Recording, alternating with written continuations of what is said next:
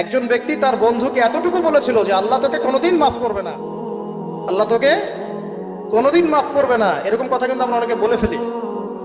আল্লাহ পাক মৌতের পরে এই দুই ব্যক্তিকেই ডাকবেন, কিয়ামতের মাঠে ডাকবেন। এটা বারজাকে হয়েছে।